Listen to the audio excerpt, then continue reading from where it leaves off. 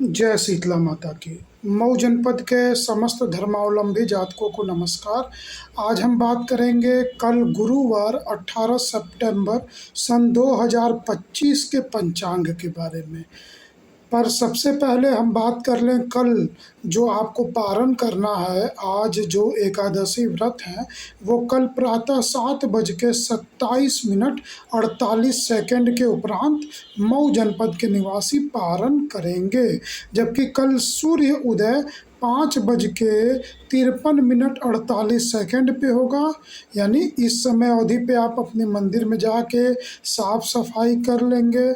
अपने ठाकुर जी के सामने आप मंत्र जाप बैठ के कर सकते हैं। भोग उनको चढ़ा सकते हैं। पितृपक्ष चल रहा है तो दिया जलाना या घंटी बजाना या फिर आप जो है वो धूप बत्ती वगैरह नहीं प्रयोग करेंगे तो बेहतर है। उनको नहीं अर्पित करेंगे तो बेहतर है। और संध्या 6:01 पे सूर्यास्त होगी। ठीक, तो घर की बत्ती वगैरह जला देंगे। इस समय तो तुलसी जी के नीचे दिया नहीं जलाएंगे, तो केवल घर की दिया बत्ती आप लाइट वगैरह घर में संध्या को जला देंगे। तो ये कल द्वादशी तिथि रहेगी। यानी द्वादशी तिथि का जिनको श्राद्ध करना है और जो एकादशी श्राद्ध फलाहार से नहीं किए हैं, कल की वीडियो में मैंने बताया है। तो सामान्य रूप से जो श्राद्ध है वो द्वादशी को एकादशी का भी श्राद्ध किया जाता है। तो कल एकादशी और द्वादशी का श्राद्ध करेंगे। ठीक, तो ये द्वादशी रात्रि 12:13 पर तक रहेंगी। तदुपरांत त्रयोदशी लग जाएगा। कल पुष्य नक्षत्र प्रातः ही समाप्त हो जाएगा 8:53 पे। तदुपरांत श्लेषा नक्षत्र आरंभ होगा। ठीक, श्लेषा नक्षत्र आरंभ होगा। यहाँ मैं थोड़ी विशेष बात पहले ही बता दूं, फिर आगे चल के आपको अच्छे से बताऊंगा। कल जो है वो जो भी नवजात शिशु उत्पन्न होंगे 8:53 के उपरांत वो सभी 27 में पढ़ेंगे। उनकी गंड मूल शांति होगी। कल यानी 18 सितंबर को प्रातः 8:53 से और शनिवार कल गुरुवार से नरसों शनिवार तक यानी कि 20 तारीख तक 20 सितंबर को प्रातः 9:08 तक शनिवार को जो भी नवजात शिशु उत्पन्न होंगे ये सभी गंडमूल 27 में होंगे। उनकी 27 पूजा करानी होगी।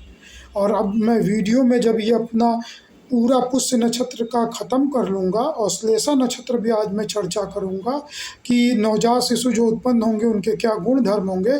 तदुपरांत मैं आपको बताऊँगा कि किस तिथि को किस तारीख को ये जो 27 में बच्चे पढ़ेंगे इनकी पूजा होगी। ये मैं वीडियो के अंत में बताऊँगा। तो चलिए आप बने रहिए।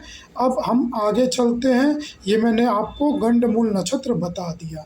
अब आइए पुष्य नक्षत्र जो नवजात शिशु उत्पन्न होंगे उनकी क्या गुण धर्म होगी इसकी चर्चा कर लेते हैं।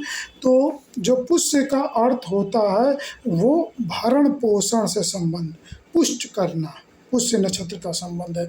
यानी पुष्य नक्षत्र जो है वो कर्क राशि में पड़ता है। कर्क राशि का स्वामी चंद्रमा है जो माता का कारक ग्रह है। और पुष्य नक्षत्र समझिए हमारे ज्योतिष पूरी वैज्ञानिक टर्म है। ब्रह्मांड का वो नक्षत्र है यानी तारों का झुंड है जो सृष्टि को पोषण प्रदान करता है। इसीलिए इसे सृष्टि का सम्राट यानी नक्षत्रों में नक्षत्रों का सम्राट जो 27 नक्षत्र हैं उनका सम्राट भी कहा जाता है। तो इसका अर्थ समझ गए, पोषण करने से, ऊर्जा शक्ति को बढ़ाने से, मातृत्व गुण को बढ़ाने से है। और पुष्य नक्षत्र का स्वामी चंद्रमा ही है जो माता को डिनोट करता है, माता का कारकत्व लिए होता है। तो यहाँ पे ऊर्जा से संबंध है, पोषण से इस नक्षत्र का संबंध है। तो यदि इस नक्षत्र में या इस नक्षत्र के जातक दूध संबंधित काम करे, पौष्टिक आहार का काम करे, जो नवजात शिशु हैं, जो छोटे बच्चे हैं, उनकी जो पौष्टिक आहार जो आते हैं उन संबंध में काम करे, या समाज को पोषण देने का काम करे, तो वो ज़्यादा अग्रसर होते हैं। ठीक इसी के साथ जलीय काम, पोषण का, जो छोटे बच्चे हैं वो जल संबंधित चीज़ों से ही पोषण लेते हैं, तो लिक्विड मिश्रित पोषित सामग्री का कार्य करना अत्यंत शुभ रहेगा। अब यह पुरुष संज्ञक नक्षत्र है, तो जो भी नवजात शिशु उत्पन्न होंगे वो पुरुषत्व गुण लिए हुए रहेंगे, वो सबको अपने अधीन रखना चाहेंगे और सबका भरण पोषण, सबकी सेवा करेंगे, बल्कि सबको चाहेंगे कि हमारे अधीन रहे। ये कठोर निर्णय लेने में भी नहीं चूकेंगे। ठीक इनमें जो पुष्य नक्षत्र है उसका स्वामी जो है वो बृहस्पति भगवान है, बृहस्पति जी है। तो ये जो है धार्मिक आचरण के रहते हैं। इस नक्षत्र के जो स्वामी हैं वो शनि ग्रह हैं। तो जो है शनि ग्रह स्वामी है और देवता बृहस्पति जी हैं। तो बृहस्पति जी का मैंने गुण बता दिया। अब शनि ग्रह जो है वो तीक्ष्णता जो है, वो कठोर कर्म और जो है गंभीर रहने वाले ग्रह हैं, सेवक जाति के हैं। तो जो उनके अधीन होते हैं, अपने अधीन व्यक्तियों के सेवकों की भी ये सेवा करते हैं, न्यायप्रिय ग्रह हैं। ठीक और चंद्रमा जो है वो मन का कारकत्व लिए होते हैं, माता का कारकत्व लिए होते हैं। तो ये बुद्धि से, यानी गुरु बृहस्पति का रूप और सेवक जाति के भरण पोषण का दायित्व ये उभाते हैं। ये आप जान गए। यदि ये नक्षत्र जो है वो शुभ अवस्था में है तो जातक बहुत ही सिस्टमैटिक कार्य करने वाले होंगे और बहुत ही प्रभावशाली होंगे। और यदि अशुभ अवस्था में है तो ये जातक आलसी होंगे, अस्थिर होंगे और इनकी मनोवृत्ति अशुद्ध होगी। ये कुंडली में ग्रहों की स्थिति पे निर्भर करेगा। अब आइए जो है वो पुष्य नक्षत्र जो है, जो मरीचि, जो ऋषि मरीचि हैं उनकी वंशावली में ये आता है।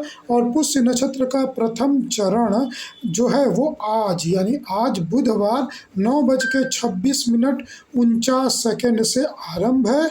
इसकी पहले की वीडियो मैंने कल बनाई हुई है। इस समय अवधि बाद संध्या 3:18 यानी आज 17 तारीख को संध्या 3:18 तक प्रथम चरण है, जो कर्क राशि के अधीन है। कर्क राशि का स्वामी चंद्रमा है, राशि रत्न मोती है। और कर्क राशि में यहाँ पे 7 मुखी रुद्राक्ष पहनना उत्तम रहेगा। राशि का नाम ह पर बड़ी की मात्रा हु अक्षर से, जो सिंह नवांश में पड़ा है। तो जातक पे जो है वो चंद्रमा के गुण जो कि राशि स्वामी हैं, शनि के गुण जो कि नक्षत्र स्वामी हैं, और यहाँ पे सिंह राशि नवांश के कारण सूर्य के गुण प्रकट होंगे। अब मैंने आपको चंद्रमा के गुण जो राशि स्वामी है बता दिया है। मातृत्व गुण प्रधान, मन के अधीन कार्य करने वाले, घूमने फिरने के शौकीन, जलीय कार्य से लाभ कमाने वाले। शनि के गुण जो है गंभीर स्वभाव, जो है तीक्ष्ण बुद्धि क्षमता, अपने सेवकों की भी सेवा करने वाले, दृढ़ हठी पर न्यायप्रिय गुण रहेंगे शनि के। और सूर्य के गुण अभिमानी, स्वाभिमानी, ऊर्जा भर के अपने देह में कार्य करने वाले, ओजस्वी तेजस्वी गुण के रहेंगे। और जो है वो अशुभता युक्त होंगे तो अहंकारी भी हो जाएंगे। अब मिला जुला रूप ये है कि जातक धनवान होंगे, कर्तव्यनिष्ठ होंगे, स्वाभिमानी होंगे और प्रसिद्ध होंगे। ये प्रथम चरण के गुण हैं। अब द्वितीय चरण संध्या 3:18 से आज बुधवार को रात्रि 9:10 तक रहेंगे। द्वितीय चरण में राशि का नाम ह पर एक ही मात्रा हे अक्षर से रहेगा। हे अक्षर से राशि का जो नाम है, और यहाँ पे यह जो है वो कन्या नवांश में पड़ेगा, तो यहाँ पे बुध के गुण बढ़ जाएंगे। तो जातक पे चंद्रमा के, शनि के और बुध के गुण मिलेंगे। बुध, शनि जो है वो बुध को मित्र समझता है, परंतु बुध जो है वो शनि को न मित्र समझते हैं न शत्रु समझता है। वैसे ही चंद्रमा बुध को अपना परम मित्र समझते हैं, पर बुध चंद्रमा को अपना शत्रु समझते हैं। तो जातक में इस प्रकार विभेद होगा, उसके मनोवृत्ति में विभेद होगा। पर बुध के गुण बताएं तो जातक जो है वह बुद्धिमान होगा, हंसी मजाक व्यंग करने वाले होंगे, प्रसिद्ध होंगे, अपने कार्य बनाने के लिए ज़रूरत पे सही ज़रूरत पे गलत वाणी का, विचार का साथ देंगे। ये हो गए द्वितीय चरण। अब तृतीय चरण 9:10:18 से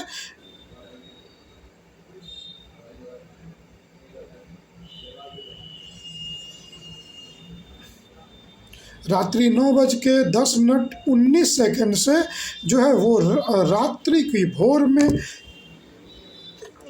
3:02:03 तक रहेगा। राशि का नाम ह पर ओ की मात्रा हो अक्षर से। थोड़ा मैं जल्दी इसलिए बता रहा हूँ कि मैं आज पुष्य नक्षत्र के साथ अश्लेषा नक्षत्र भी कवर करूँगा। 2 नक्षत्र में आज बताऊँगा आपको, इसलिए।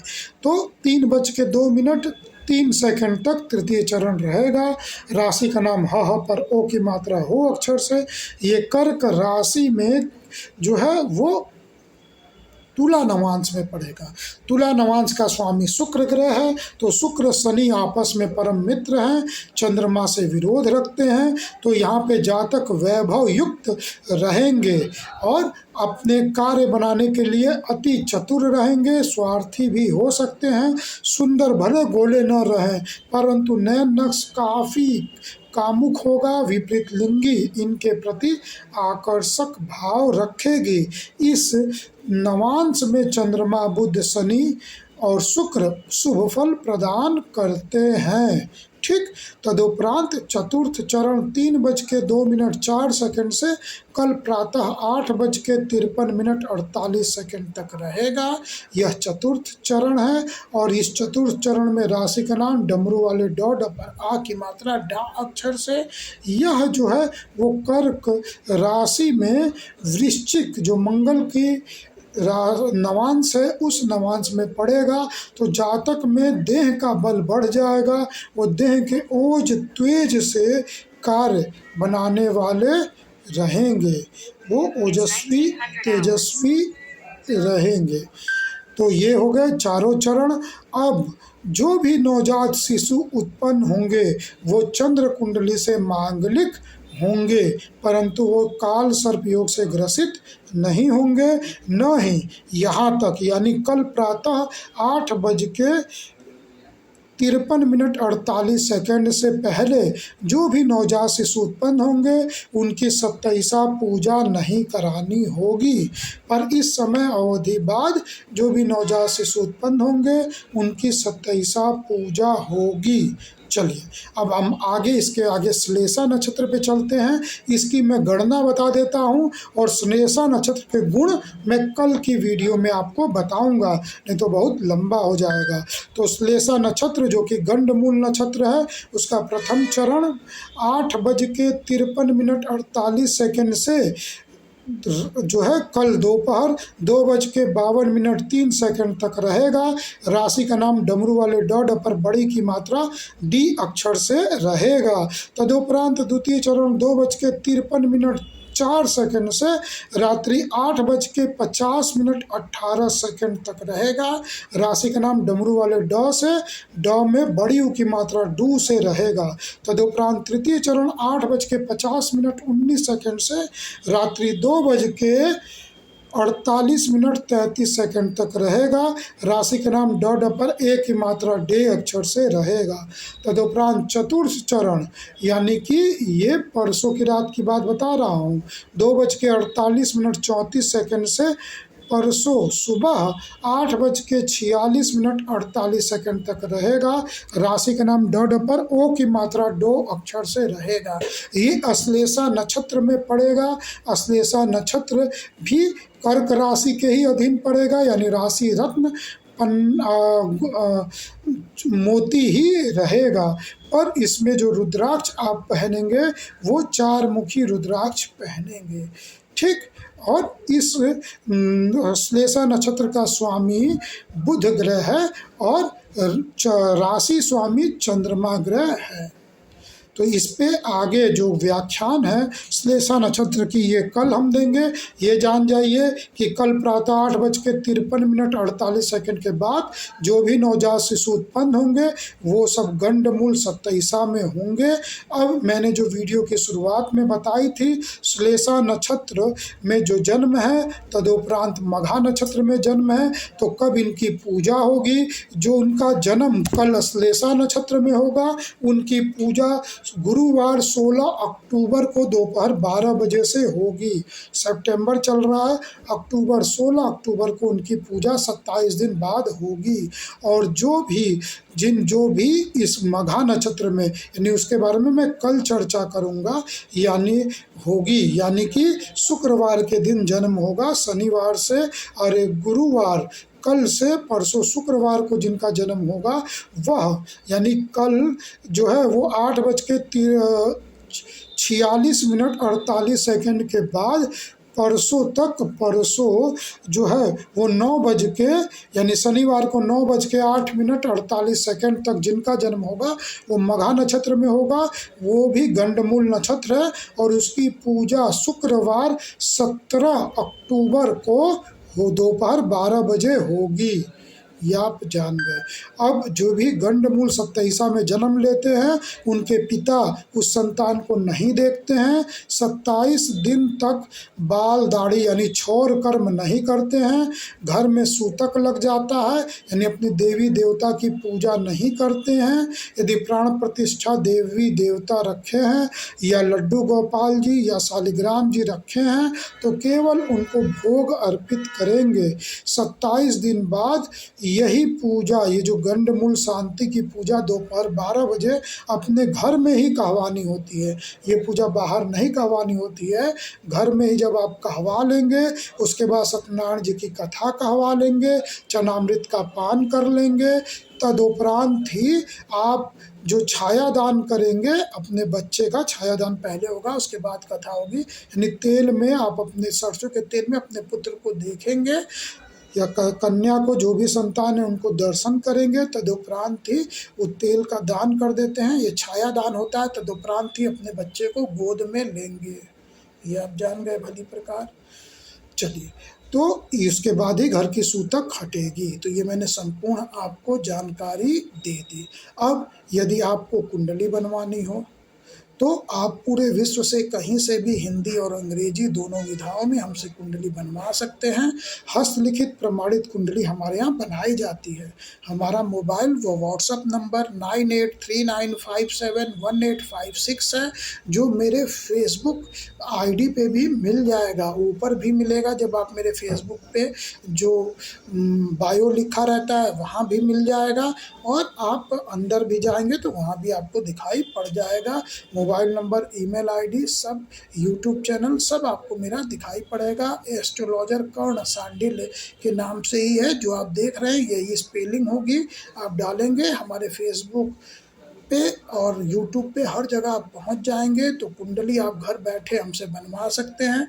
कुंडली एकदम समझा के व्याख्यान दी जाती है। तदुपरांत आप जहां का एड्रेस दिए हैं वहां निःशुल्क कोरियर कर दिया जाता है पूरे भारत भर में ना। विदेश की कोरियर है तो फिर शुल्क देखना पड़ता है। यदि ज़्यादा नहीं रहता है तो कोरियर कर देते हैं, ज़्यादा रहता है तो आपसे निवेदन करते हैं। तदुपरांत जब कुंडली पहुंच जाती है तो फिर आप कुंडली पढ़ के समझ लीजिए, फिर हम कुंडली आप हमसे पुनः समझ सकते हैं। इसके बाद भी आप जिस समाज में रहते हैं वहाँ पे कोई ज्योतिष हैं, कोई ज्ञानी जन है, या किसी भी विश्वविद्यालय में ले जाके कुंडली आप क्रॉस एग्जामिन करवा सकते हैं।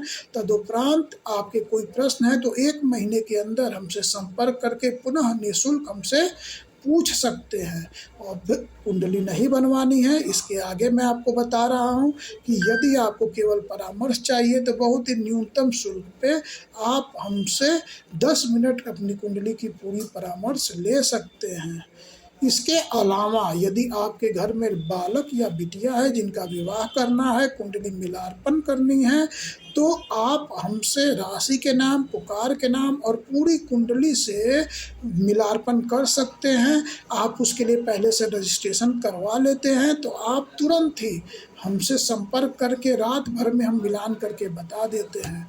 आपके घर में जैसे बालक हैं तब तो आपको आराम है कि आपके घर में कोई रिश्ते वाले आएंगे, आप आराम से मिलान करके बता देंगे। तुरंत बताना चाहे तो भी हम सुविधा देते हैं कि बार बार आपको परेशान नहीं होना पड़ेगा। और यदि कन्या पक्ष के हैं तब तो आपको यात्रा करके वर के घर जाना पड़ता है, तो हमारे यहाँ आप तुरंत आप मिलवा सकते हैं और आपको पुनः पुनः उस वर के घर में नहीं जाना पड़ जाएगा। इससे आपको लाभ मिलेगा, समय धन की बचत होगी। तो आप इसका लाभ उठाइए। कुंडली निर्माण हेतु हमसे संपर्क करिए। इसके अलावा भी पूजा पाठ के सामान, सामग्री वगैरह आपको हमारे यहाँ उपलब्ध है। शंख चाहिए, रुद्राक्ष की माला, स्फटिक की माला और भी विविध प्रकार के मालाएं और भी ज्योतिष संबंधी चीज़ें, या भोजपत्र पे आपको यंत्र बनवा के चाहिए तो शुद्ध हम यंत्र बना के आपको उपलब्ध करवाते हैं। तो विविध सेवाओं के लिए आप हमसे जुड़ सकते हैं, हमें फ़ोन कर सकते हैं। धन्यवाद। वंदे मातरम।